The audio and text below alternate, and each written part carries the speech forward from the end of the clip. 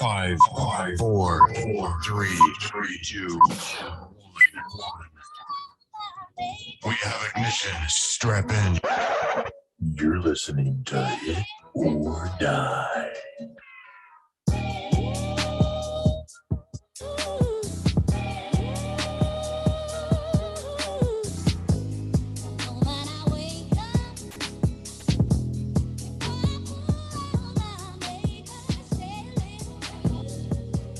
What? We're live. Oh yeah.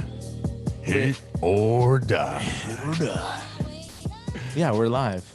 And you're in the flesh this time. In the flesh. I'm excited to be here. I'm excited to go live. I'm excited to talk about everything we're going to talk about. Lots to talk about. Again, go follow the podcast on Twitter at HIT.OR.DIE podcast, on Instagram at HIT.OR.DIE, YouTube challenge. Still going strong as ever. Jake Saldati, Chad Rothford, HIT.OR.DIE podcast going live. Wanted to throw out there that this coming Monday will be a Trotsky clinic coming up at Washington Union, 5 p.m. We posted the flyer and link to go check that out. And also Dylan Lee's Fundamental Camp coming up in November. Keep an eye out on that. It's kind of bummed he didn't get in this weekend in San Diego. Mm-hmm. But they're also in a tight race. You know, I kind of knew like Atlanta either had to go up big or be down big. They kind of played their bullpen out to, you know, they were in close games, you know, extra innings Saturday, and they were in a 1-run game, I think Sunday. And then they threw like 7 or 8 relievers, but he's been optioned back to AAA. So we'll just have to wait to see him make his debut in the big leagues, which I think will happen, hopefully. Yeah, some guys need to look out, man. He said he was ready to go, though. Mm-hmm. Had an opportunity to get in. He was that close. He was close to getting in. I think one batter away. Yeah, Friday night it was like a batter away. But got to talk to him a little bit, and just excited to see him get called up, and then hopefully it happens again. In other news too, you had the Ryder Cup over the weekend, and USA boat raced Team Europe. I think it was 19-9 the final. Now, do you think that home field advantage plays a part in that? Of course. Yeah, me too. Of course. But then again, the USA has lost 7 of the last 10, something like that. Really? I think so. I saw a weird stat on that. Yes, I could imagine playing in the US is not is a little challenging. I mean, well, all those players normally play in here anyways during all the tournaments, but I think there's more of an advantage when you go to Europe. Yeah, well, now you're playing us versus you too. It's, you know, the US. And I saw somebody comment, I forget, one of the players' wives was making comments about, you know, hopefully the US fans are classy and, you know, not out of line. That's the US, man. They probably weren't. A DJ made history going, I think it was the 5-0. And then they were also, some guys were bashed. I think it was Justin Thomas and Berger were bashed for the chugging the beer on the first tee, I think Saturday. Who cares? I mean, it's supposed to be fun, right? I mean, you're yelling at the first tee. The Ryder Cup's just different. There's not, you know, it's not like they were taking shots and getting hammered before they went to tee off. You know, it was pretty much one shotgun, you know, like beer. So, there was some comments about it. What kind of behavior is that during the matches? Absolutely appalling. Then don't watch. The other one was 2 fantastic golfers, and on the basis of this behavior, 2 disrespectful idiots. Absolutely horrendous. Is that a little much? Yeah, it is. A little soft, maybe? No, not today. Soft? Well, those are probably old people too that are, I don't know. I mean, they don't tell you who's comment. You know, they didn't put a name to the comments, but I didn't think it was that big a deal. Anything goes in the Ryder Cup. Talk about disrespectful. Like, there was a comment made that they weren't conceding putts like they normally do. They were making people putt, the close ones even. You know, it's like Are you trying to win? I'm taking every shot. Like if you're not like in a gimme range, 2 feet, 1 foot, who knows if that's even a gimme though, with, how golf is. And I mean, it's definitely hard. I think it's the hardest sport to play is golf, which is kind of hard to think when the ball is just sitting there. It's really hard to hit it. But ultimately, you're trying to win. Like it's competitive. Yeah. There's going to be some shit talking going on. There's going to be a little rivalry. Yeah, 100%. But I think the biggest news that came out of it, besides US winning, was we got to see Brooksy and DeChambeau hug after it. Yeah, they're boys now, I guess. Hey, you got DeChambeau and Brooksy. You have a nickname for that? I mean, I don't know. The Brooksy.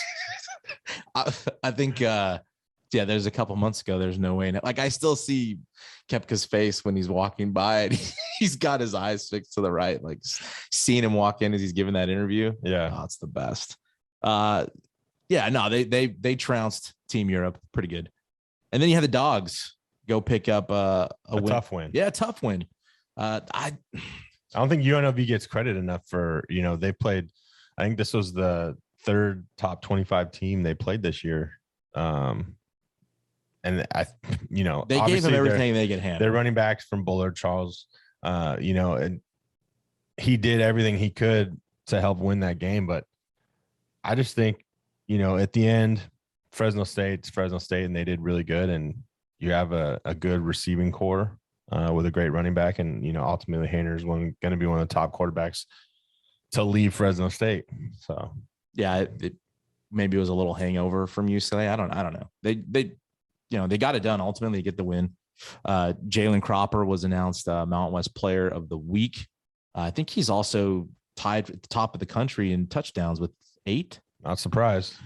So the dogs will be they're coming in at 18 at this week's AP poll, top 25, and they'll be at Hawaii Saturday, which is always a tough game. Yeah, with the time change. Yeah, and, Saturday night, 8 p.m. and it should be on Comcast or CBS Sports Network again, I believe. But I really enjoyed. I had the TV on mute basically, and I was listening to Paul Leffler, Pat Hill, and Cam again. Yeah, they had Bill Romanowski on too. Yeah, that was fun to listen to. Yeah, it was a lot of fun to listen to, and I did the same thing, to be honest. And did you get made fun of? Did your wife? My wife was like, "So you're listening to the game and then you're watching the game?" And I'm like, "Yes, I am actually." So, go in the other room. I was just, yeah. Oh, I like listening to Paul, and I just don't want to hear. I want to hear our guys. Well, plus I heard the Pac-12, the guys were homers. I know this was CBS Sports Network, so probably not homers. Yeah, but it's still nice to, like you said before when we were talking to Paul last week, having Cam on the sidelines. You don't have a sideline reporter that is live as well, that chimes in like he does. Well, and a guy that's played in the NFL that has tremendous knowledge, can break down things as fast as they're happening. Mm-hmm. And Paul does such a good job. And even hearing Pat Hill, I just they're the great. dynamics. Yeah, the combo is awesome. And it's almost like hit or die. almost. But you did have another football incident at Oregon. I saw people going up Oregon about the head coach there getting into one of his players that basically cost him some points. Yeah. I think Gilmore on the broadcast was saying, "Oh, that's, one, it wasn't high school anymore." And then he was like, "Oh, this is a bit over the top as far as his reaction goes." And maybe throwing the headset was a little whatever, but the ass chewing, I don't understand. And you look at the kid, there was plenty of comments on the player's face. His eyes were with his coach locked in, and all you heard was, or you could read lips, "Yes, sir." Mm-hmm. What's the big deal? There's no big deal. He never put his hands on him. He never, threatened his life. They were on a drive. They were trying, it was a hurry up. They were hurrying up offense. They were trying to get, it was running, the clock was running down. They were trying to get the drive going. The kid made a great catch, just spun the ball, on the ground, got a penalty for excessive celebration or whatever, and sportsmanlike. And it was a true freshman. He came off the field and the coach let him have it. I mean, it doesn't matter who the kid was. The coach was going to do that no matter whatever player it was. So it's not like it was a personal thing. It's they probably teach that. Like you said, we were talking about it. If you don't do that in practice, then why are you going to do it in the game? Yeah. Are you celebrating in practice? I mean, you see guys on Hard Knocks in the NFL do that sometimes. Well, they're in the NFL. And the cameras they can are do out. it. They can And do whatever they there's want. people out there watching them practice. Yeah. No, I didn't see anything wrong with it. I think, again, it's just this soft generation we have that here's a coach that's trying to hold the kid accountable and make it a point that we don't do that here. You know, the people don't understand. If the coach loses his job. The players don't lose their scholarships. Okay. So they don't lose their scholarships, but the coach will lose his job. He has to win. That's what it's about. If you coach at that level, you have to win. So you have that instilled in your players. We have to win. We have to do things the right way. You know, the kid had a moment. That's not what we're supposed to do here. He let him know how it was.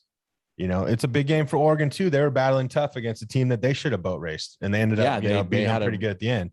But it was close early on. Yeah, rough. The first half was tight. I think also most players are on the mindset that you are. Like I'm assuming that most of the people that have a problem with it was no different than Trent Dilfer's. They're people that didn't play. No. Like an athlete, I guarantee you most athletes didn't have a problem with it. And that understanding that sometimes you're going to get your ass chewed. You make a mistake, you're going to get lit up. I mean, you think that kid liked that? No. I guarantee he didn't. And you can look at it. If you look close in his face, he looked embarrassed a little bit. The coach was chewing his ass, but he said, yes, sir. Because he knew ultimately what he did was wrong and cost not only him, but his whole entire team potential points. Do you think it was as far as the throwing the headset and like being that adamant, like the ass ripping, it is what it is. Like it's in the heat of the moment. Does it look bad on his part?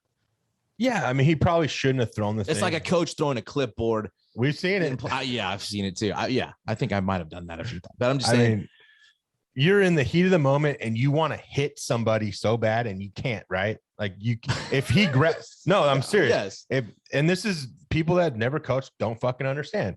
You're in the heat of the moment and you want to absolutely hit the player. It happens and you can't. What are you going to do? You're going to hit something else. You're going to throw something. You're going to take your aggression out on something else. And then you're going to let him know by talking to him and yelling at him or whatever you got to do. And I know people go about things differently, but unless you've ever been in that situation, then don't fucking comment. You have no clue what it's like, especially to deal with the kids this day and age. No clue. The softness and the entitlement is unbearable at times. Unbearable as a coach. But I mean, you got to adapt. I would think, right? I don't think you should adapt to that. The accountability, the entitlement. You should adapt to maybe the more sources you have of like some analytics are really good. You know, things like that you can adapt to. And like even now I do that. We scrimmaged on Friday. I broke down every single pitch we saw by, 0 count, 0-1, 0-2, whatever, and every pitch they threw. That's part of the analytics. I've adapted to that as a coach because I know if I do that, I'm going to give my guys an advantage and make them understand why we do these certain approaches. So there's different things like that. But to adapt as a coach to entitlement and kids that are unaccountable is bullshit. You shouldn't have to adapt to that. You should be able to teach discipline and get in somebody's ass every once in a while. And because we're also trying to teach them about life and not everything is just handed to you. And that's what these kids think everything just needs to be handed to them. No, you need to earn it. If you haven't earned it, then go work harder, go be better, and then there's just a lot of that entitlement and not being accountable for your actions. And coaches shouldn't have to adapt to that. But that goes with the athletic directors are, now they're backing, like they've always backed parents and kids and stuff, when I feel like they should put their foot down and be like, no, I hired this coach. I'm going to back my coach. If he's disciplined, if he's not in the wrong, It's not like in high school, he cursed a kid out or he touched him or anything and put his hands on him. That's a different story. But if you're holding the kids accountable, yeah, I will have your back. That's how it should be, and I feel like there's not a lot of that. Another good take. I agree with you 100%. I goes back to your take last week on Tatis and Machado. There's lessons to be learned, and that's a big thing in sports. There's, in winning and losing, there's lessons to be learned. I just think you said it with being held accountable. That's what we're trying to do. Like I said, we had a player on our team this year that I was at times hard on, and that's because I knew what he wanted out of it, where he wants to go, where he wants to end up. So I had to hold him accountable, as all the kids, right? We're trying to accomplish something here, and there's a way we do that. So I didn't have anything problem with it. But I was just reading all these comments. I'm like, man, I don't understand the heat. I thought he looks kind of ridiculous. It looks like he's throwing a tantrum. Yeah. I'll agree to that. Sure. But the reason he's pissed and how he responded to that kid, whatever, kid made a mistake. You pay for your mistakes. Did he physically abuse him? No. Did he verbally abuse him? Maybe. Maybe. But he went back in the game. It's not like, I don't know. I just thought that was odd reading some of the comments that I saw. And again, like they've never played. They've never been. And that's probably accurate. Probably. So I just wanted to bring that up. Moving into some baseball stuff. You had the Fresno Grizzlies fall in the Low A West Championship Series to the San Jose Giants. Congrats to them. Good season. Fresno always seems to have a good year. They do. And I saw some of the posts from some of the crowds over the weekend or last week, and it looked pretty filled up, man. It was pretty awesome to see people out there supporting the Grizzlies.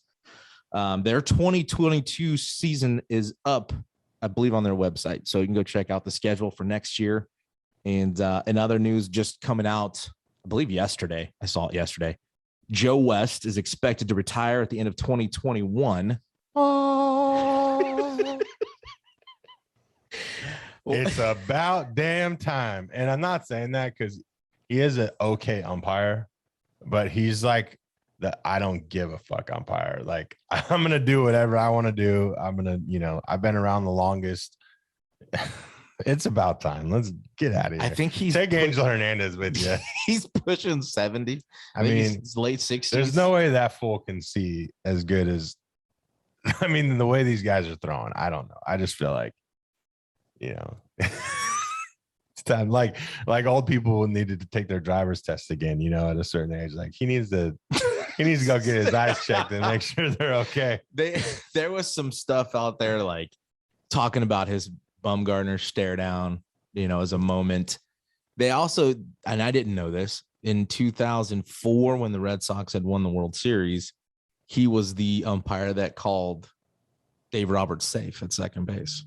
Well, he was safe. I know, but I'm saying he was that umpire. They were giving him credit for calling a guy that was safe. Yeah. He got it right. Good job. You did your job. He did his job. Apparently, some Red Sox fans don't feel the same way. What? I guess last night or over the weekend against the Yankees, Judge had fouled off a ball down 3-2. I want to say it was yesterday. Was he behind the plate? Yes. With Judge's at bat? Yes. And they called it should have been, he caught it, and then they're saying on the transfer. Well, no, the pitch before that. Yes, before he hit the strike. No, the pitch before that was a strike. There was two pitches. The pitch before that was a strike. It was a little up in the zone, but on the square it was a strike. And then the foul tip, and then when they called it on the exchange, yes, for some reason, right. And then he hit a 3-run tank. How is there an exchange? I don't know. How is there? That's what I was gonna add, and I didn't get the rule. It didn't even explain it when I read the article. If he was exchanging it, then he caught it, right? Correct. That's what I thought. Isn't that what happens at second base? Yes. Or on the exchange. Yes. He's out on the exchange. Right. So wouldn't he be out on the exchange? That's for a foul tip. That's what I was thinking, and I didn't. When I read the article, it didn't even dive into what the actual rule is. Yeah. But they called it a dropped foul ball, so he got to stay in there. But it's non-reviewable. Yes. Judgment deal. But I was thinking the same thing. And on a fly ball, even at that, if it's an exchange and it falls or whatever, or second base, it's an out.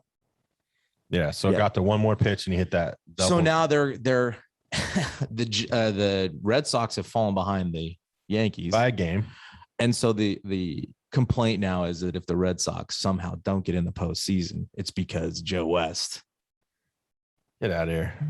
I mean, you had 162 games to not be one back. I just thought that was you can't funny. blame it on one call. Although you are happy to see him go. It's time. Should there be term limits on umpires? Well, if there's no term limits on government, then 68, those pushing it pretty good. Yeah, especially at that speed of the game. Hey, we wish Joe West the best. Yeah. If he even retires, come on the pod. That's just speculated right now. I don't think he's even come out and made a statement that he's retired. Well, he'll probably be in the World Series then this year. Yeah. Let him go out on top. Yeah. Ruin somebody's chance at a ring. That'd be so classic. The Dodgers. That's classic. Hey, speaking of postseason, we saw Loop celebrating. Yeah. Good for Tampa. It's still, I don't even want to comment on we'll talk about it briefly, but there's still a week left to play, the handful of games. I think the Giants. And there's a lot that can happen. The Giants are at home for 6, I believe, as the Dodgers are. The Giants have Arizona and then who is it? San Diego. And the Dodgers, I believe, have San Diego and Milwaukee. And is Milwaukee going to have some guys sitting since they're already clinched? Wouldn't you want to knock the Dodgers out? Yes. So, yeah. I want the Dodgers in a wild card game. Sorry, Dodger fans. They're on 2 back of the Giants with 5 to 6 to play. Yeah, there's still enough time. That's why I want to stay away from even. Yeah, we don't need to get into it. It's too much. There's too much that can happen. It's baseball. Mm-hmm. But we did have somebody comment on Twitter about the last live episode we did last week regarding the MVP stuff. And they were talking about how, I don't remember do you have the exact tweet from them? It was regarding batting average. We were talking about Vlad and the American League guys, Shohei, and they brought up Starling Marte, which I thought was a great point. And I'm glad they brought it up and sent us a message on there. Yeah. Uncle Truck D. How are you guys not talking about Starling Marte getting snubbed for the batting title in both leagues because he was traded? ? Well, snubbed. He's sitting 4th right now in the American League. Again, it's just like we talked about with the standings. Anything can happen. And I mean, 6, 7 games, 10 games, your average can dip quick. No, and I agree with what he's saying is he should still be in the running. Like if he's traded to American League, then he should be in the American League running. If he's traded the National League, whatever, he should still be in it. But that's the rule, though. I mean, a lot can happen in the next week or two, but he's sitting 4th right now in batting average. So, I mean, he's not even, if he was leading in batting average and they're snubbing him, that's one thing, How do you feel about that? How they be just, I don't like because I think, what is it? 500 or 402, 502. I forget what the number is for qualifying at bats for batting title. Oh, is it? I think it is 500. 502 at bats. Well, if that's the batting title, then that's the batting title. Like you can't argue with that. No, I know, but you got, you look at like Michael Brantley is tied with Vlad. They both are right now as of today. Vlad has almost 600 at bats. That's what I'm saying. He's got over 140 more ABs than Brantley. Yeah. So there's no argument. I don't think Brantley qualifies, but like neither does Marte. He doesn't. He does overall between National American League at bats. He has enough. Oh, that's on how many? 454. No, that's not right. I don't know where I probably must have typoed that, but he qualifies for total at bats between the 2 leagues. Yeah. But he doesn't qualify in the American alone. See, I don't like that either. I feel like your season's your now. If he had got traded to another National League team, he'd be in the running. Yeah, no, I don't. I mean, I feel like if you're playing a full season, you're right, and it's outside of his control. Where it's not like he has 20 home runs. Oh wait, no, he got traded, so now he's only got 4 home runs on the year when he hit 24 total. Yeah, they don't recount. Like that makes reset no it, right? sense. Like Your no, my stats should carry 2021 over. season is my 2021 season. Like, yeah. I mean, he's there. He's close. 311 right now. I mean, yeah, that just means Vlad's way more impressive. 581 at bats. That's the thing. They give Marte that. And he's leading the league in homers, tied, and he's second in ribbies. Yeah. I mean, he'll probably get the Hank Aaron Award.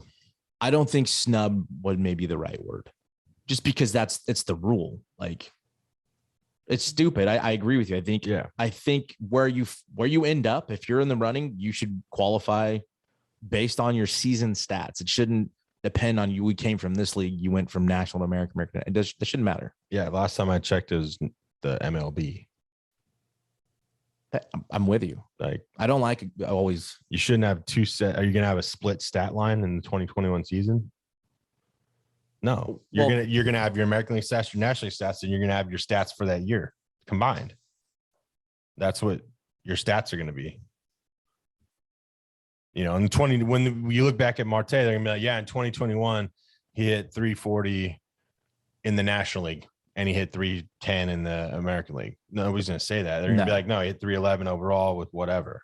Like, it should just be straight stat line, no matter what league or both leagues you're playing.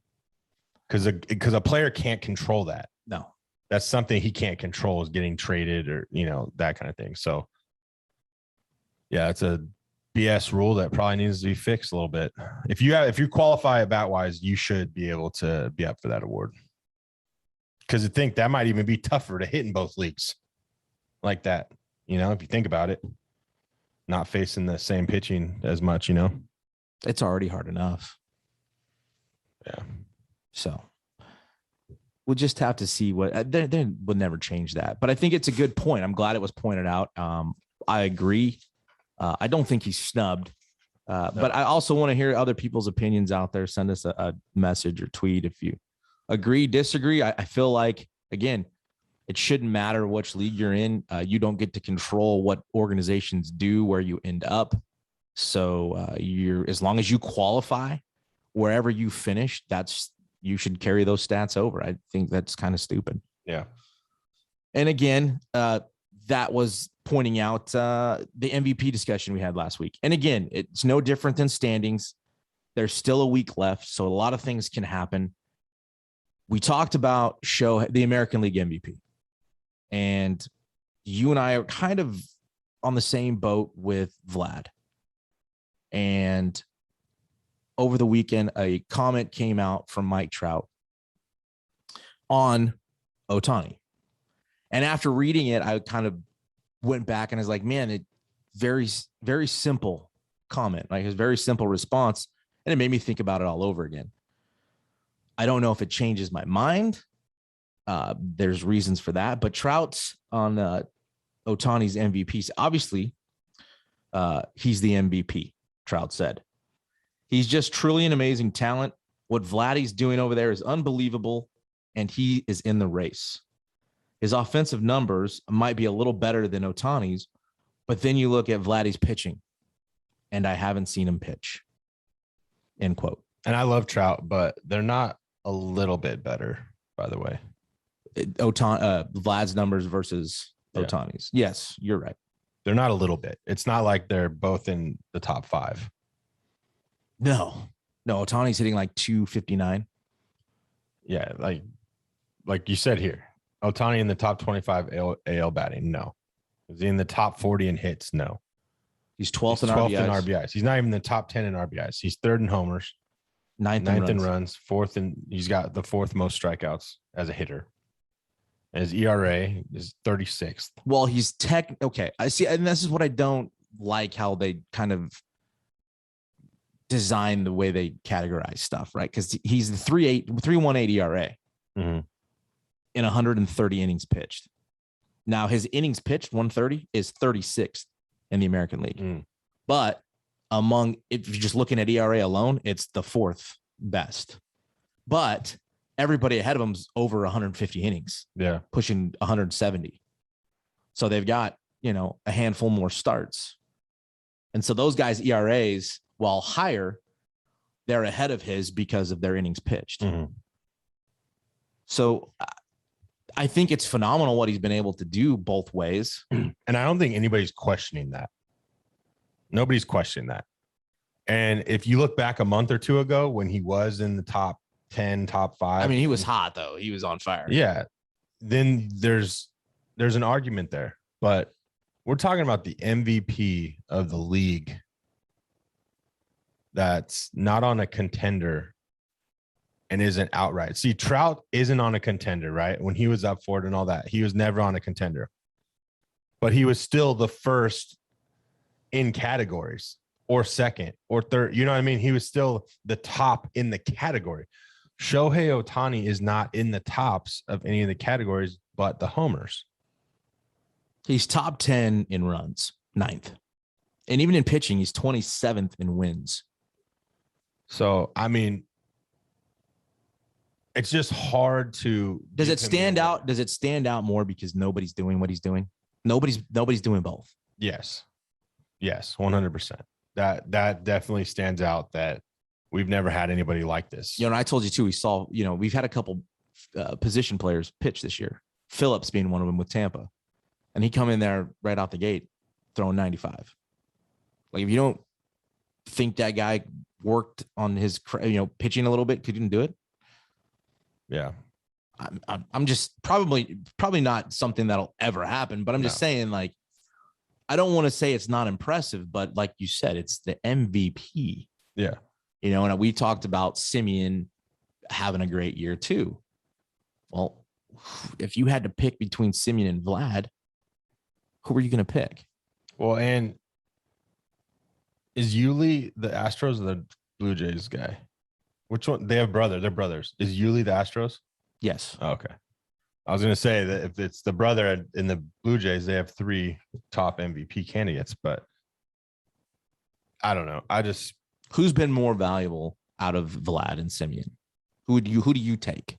I'll take Vlad out of that. I think Simeon's somewhere floating in the 270s, but having a phenomenal year. But yeah, no question. But then you say who's more valuable to their team, Ohtani or Vlad, and you'll still say Vlad because Ohtani and them they're out. With or without him, they still don't go to the playoffs.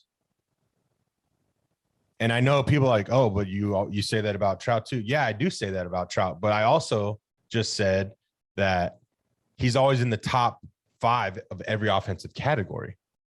He is putting up the quality of number and not being a contender.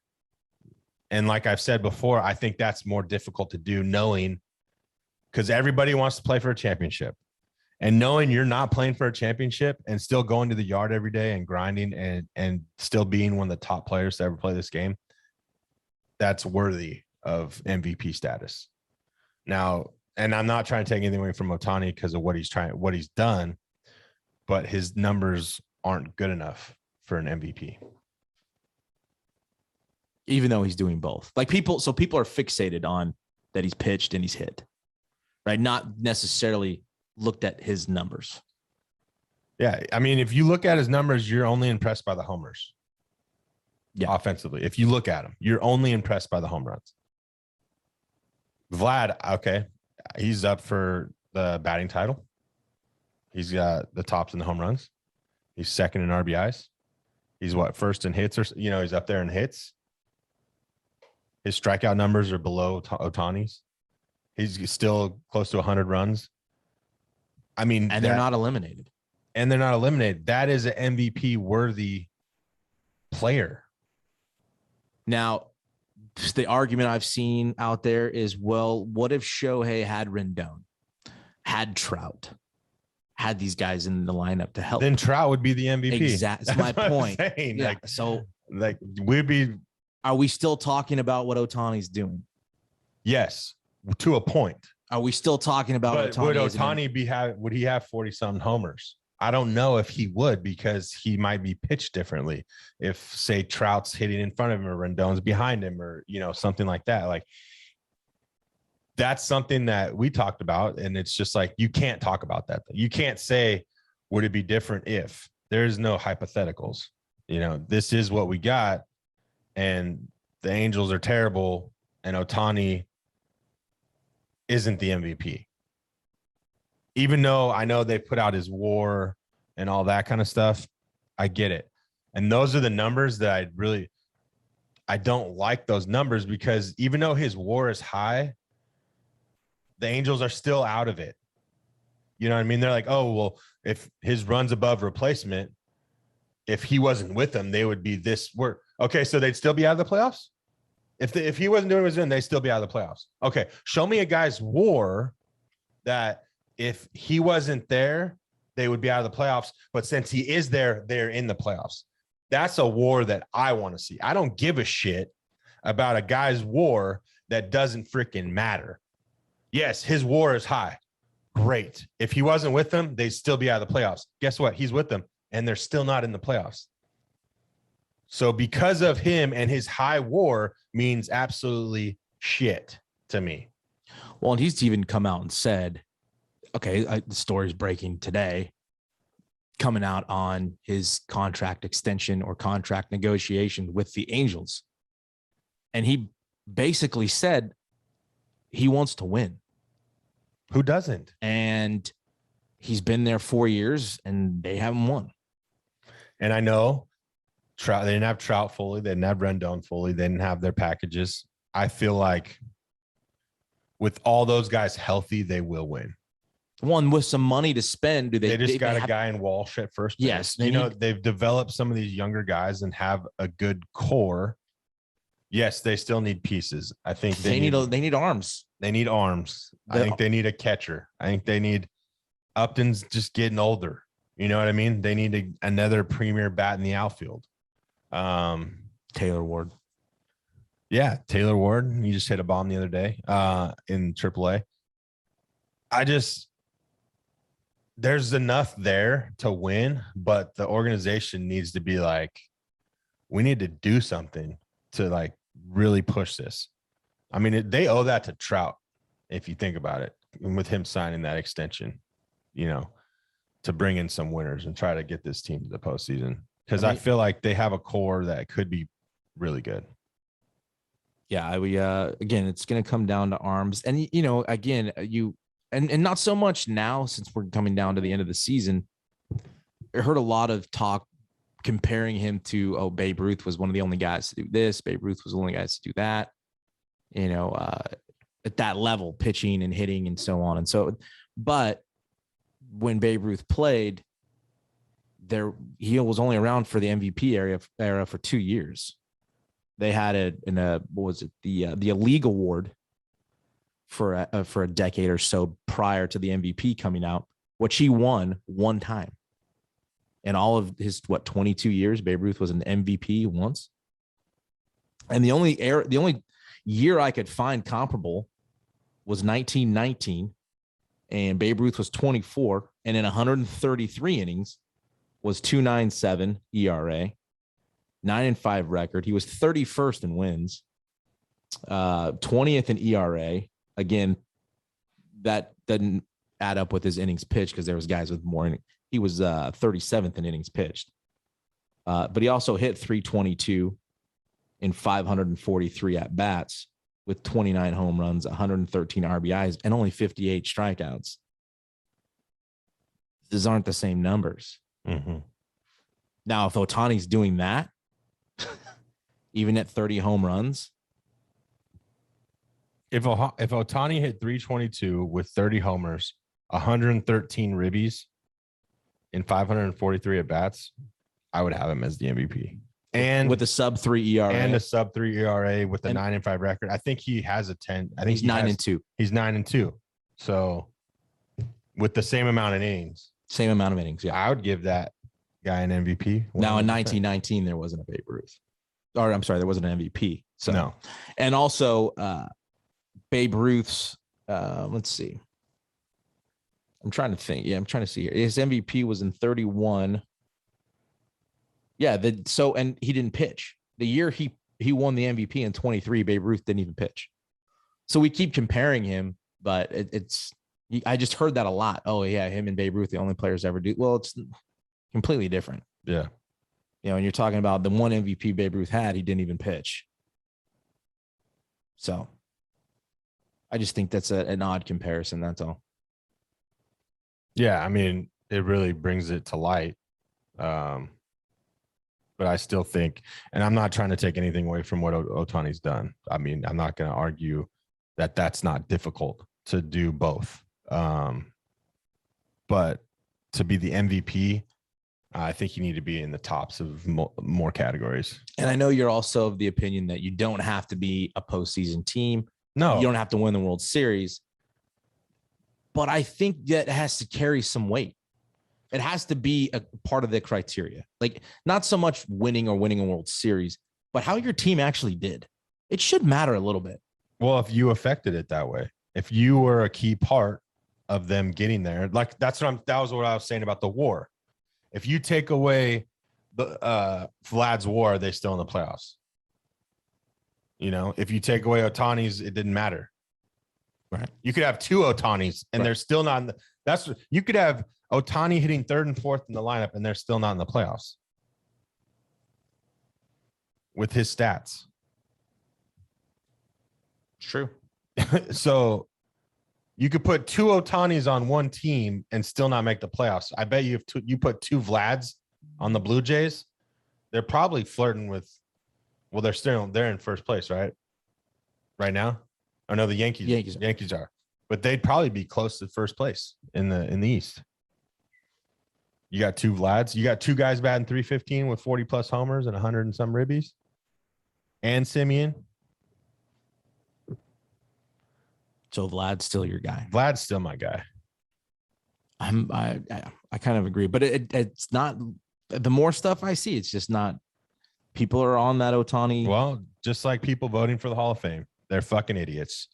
So, I mean, he's not in the top 10 in any fucking category except for home runs and runs scored. That's it. 2 categories in the top 10 in all of the American League. In all of the American League. Yeah. And he's in no top 10s for the pitching. I mean, it depends on how you want to look at ERA. How you want to look at besides ERA, but his innings are in 36th. So how can you say that's an MVP? Again, they're fixated on him doing both. And great. He should be praised for that. But to be the MVP of the American League when you have 10 more guys better than him in every category offensively almost, that's just ridiculous to even think that. And it's nothing against Trout. Trout sees him every day, and I bet you he's spectacular. Well, no, we're not saying that Ohtani is not good. No. And what he's done isn't amazing. Now, if he just hit this year, I bet you he'd probably be an MVP candidate. Like, he'd probably win it fully. And if he would have pitched only this year, who knows what his stats would have been. His body went through more doing both, trying to recover. So Vlad. We'll see. Vlad. And then are you still in the National League? You know, I know you were flirting with Soto and Harper. Soto's going off right now. My guy was Tatis just because the at-bats he had more, or no, he had less at-bats with more homers and RBIs. And he was still flirting around 290. That's why I picked him. And the Padres were in the race, not anymore, but you know, there's another guy you look at, everyone wants to talk about the WAR and stuff. And I feel like if you really put the WAR in there, I think Harper, you take his WAR away, they're not even in contention, you know? So it might be, and again, I was down to Harper or Tatis. I know Soto's coming out hot and stuff, but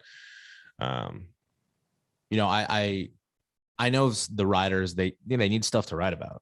So I'm of the mindset that I like to talk about it. I didn't want to pick a guy, although we tend to do that, especially like in the postseason, picking our teams and stuff, because there's still games to be played. And there's still teams that have opportunities to make the postseason. You know, I think Philly and the Braves are playing a series this week. I mean, it's monster. So I don't like to put out there, you know, who's going to win, But these guys, as of now, that's my guy. Yeah, but I'm saying these guys make it absolute. Like some of the stuff I read, it's absolute. It's Ohtani. It's obvious. It's clear as day.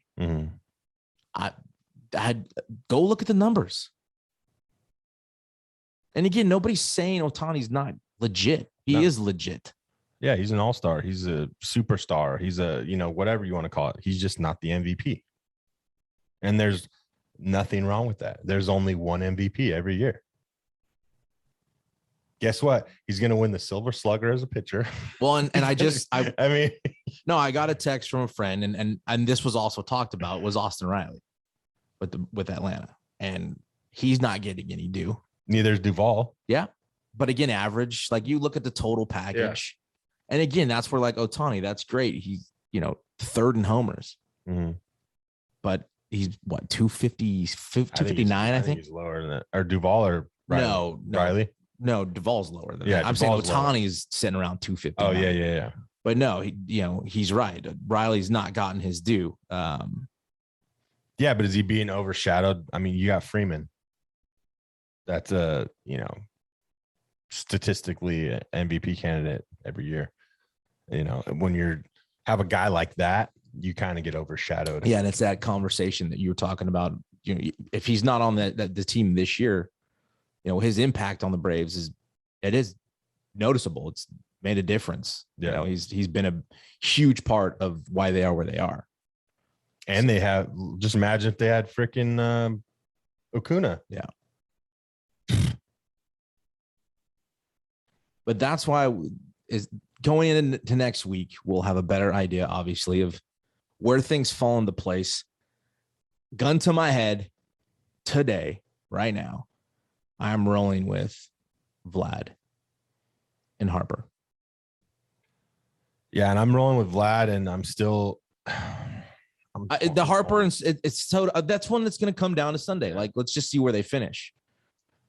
I mean, if I have to pick who's gonna probably get it, I'll go with Harper. But I think what Tatis did was. And you're not a Monster Soto fan, are you?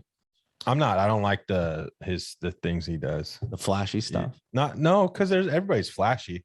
Like Tatis is flashy. I don't like his mannerisms at the plate, like the stare downs, I'm gonna look and like do all like the little deal in the box he does. Dude, like acting like a fucking little leaguer. And I know everybody's like, oh, it's a kid's game, we're supposed to act like it's a game and it's fun. Yeah, no shit, but there's a certain way to do that with respect.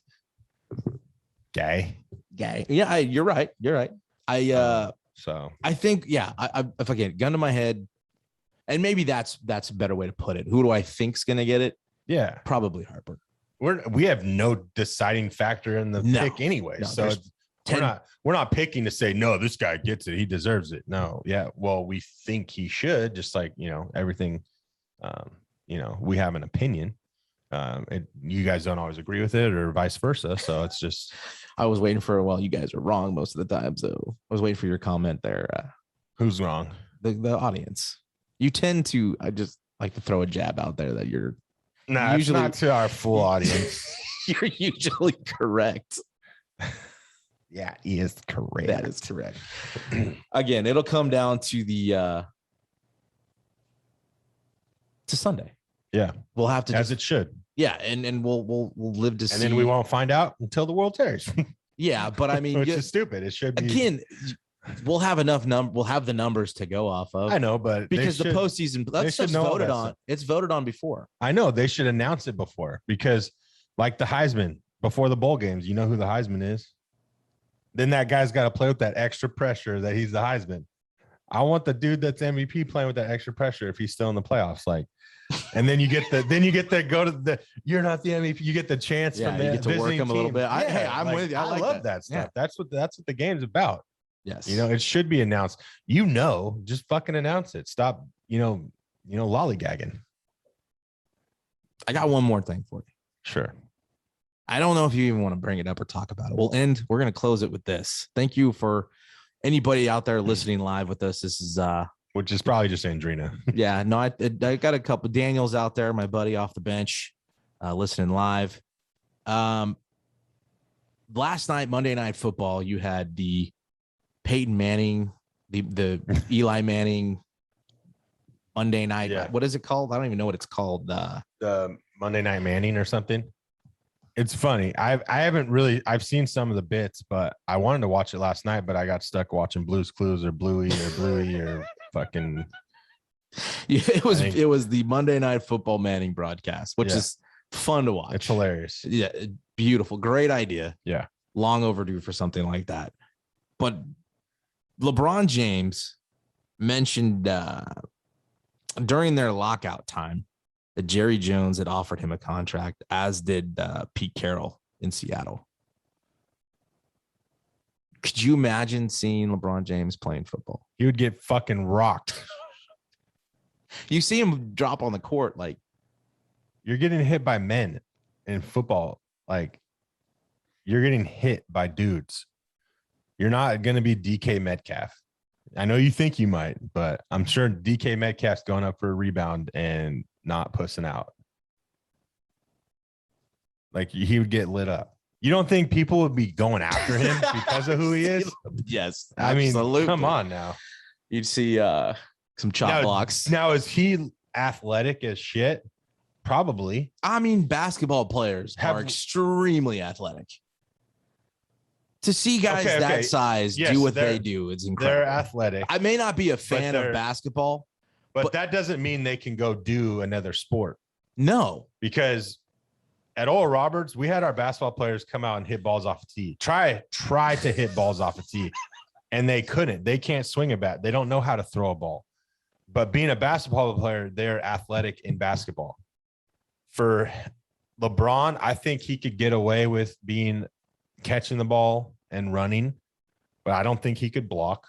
There's no way he's blocking Aaron Donald or TJ Watt or JJ Watt or FJ Watt or SJ Watt. He's not blocking. He's not blocking those guys.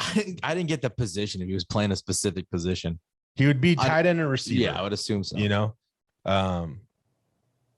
and yeah, Manning said he'd throw jump balls up to him all day.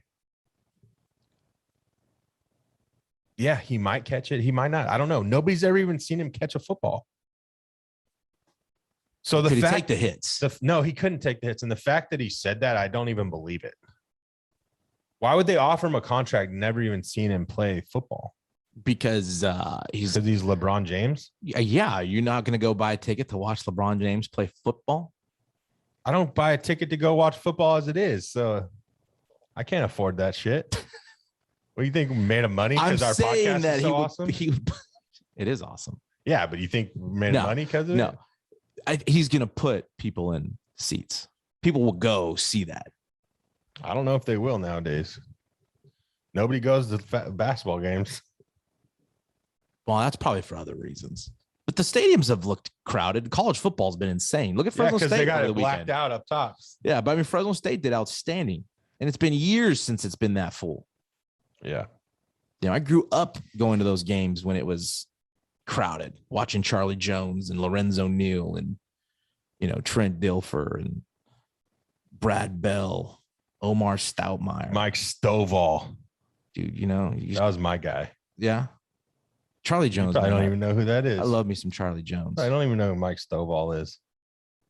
The offensive lineman. That was your position, correct? No, I played tight end. You played tight end? I played quarterback actually my freshman year and then tight end after that. I was the third string quarterback my senior year, but we ran the wing tee. So I said, put in the 2-minute offense. Let me throw the rock. The wing tee. Yeah, probably the worst offense there ever is. Fucking terrible. I just wanted to get your. Still led the team in receiving yards and touchdowns. Were you guys any good? Fuck no. I'm the only team in Bullard history so to never make the playoffs. Football and baseball. Yeah. Go Knights. Go Knights. That was back when you no, we're not good enough to go to the playoffs. Now it's like, yeah, we're fucking 9-20, but we're gonna go to the playoffs. Oh, we'll have to get into that because I know Pag Meters talked about it. I don't know if I've heard anybody else talk about the football format of taking the top 8. I don't care. Why? Why what? I don't care about high school football. I don't care about high school sports. Bunch of freaking snaggle dicks out there fucking entitled and shit. Oh my God. And I have to recruit those kids and try to toughen them up. And that's hard to do, by the way. It's fucking hard to do. You guys did play Delta last week, though. Yeah, we did. We got worked. It's usually pretty. But there was some positives that I was really happy about. Hey, and again, we talked about that earlier. Is that you can learn in a loss sometimes more than you do in a win. Yeah. Hey, but they had some dudes, man. I'll tell you that. Yeah, they're usually pretty good ball club, though. Yeah. I mean, historically. No, they were good. They were good, but it was good to play somebody else and see where we're at. You know, and we're not there yet. That just means we got to work harder, and we will. You know, I'm out there an hour and a half before practice pushing these guys to get early work in and get better. Just got to buy in and trust the process. That's the hardest thing. You know, these kids, they've been told everything, you know, how good they are and stuff. They want to keep doing things their way. And, you know, when you get to a certain level, you got to listen and, you know, I'd be willing to be coached. Yeah. And it doesn't matter what sport it is. No, especially when you have a coach that, you know, loves coaching and loves the game more than they understand and takes pride in what he does. Yeah. But not, you know, sometimes players don't, you know, and I was young. I was a player one time. You know, you know, kids sometimes don't see the sacrifice you guys or us or coaches make, you know? Yeah. So I get where you're coming from, but I love it. I love it. Yeah. That's where I'm going right after this. I'm headed out there Yeah. early to get some work in and, you know, try to get these guys better. So that's what it's all about. Well, thanks everybody for listening live. And if you missed it live, it'll repost on all platforms here shortly. Again, go out there and get yourself we'll have the video this time. Yeah, I'm going to have the video. Hopefully tomorrow the video of this will be up live, but go get you a Thumb Pro, baseballthumbguard.com. Hit.OR.DIE is the promo code for 15% off. Again, follow us at Hit.OR.DIE podcast on Twitter and at Hit.OR.DIE on Instagram. That is the Hit.OR.DIE podcast. Hit or die.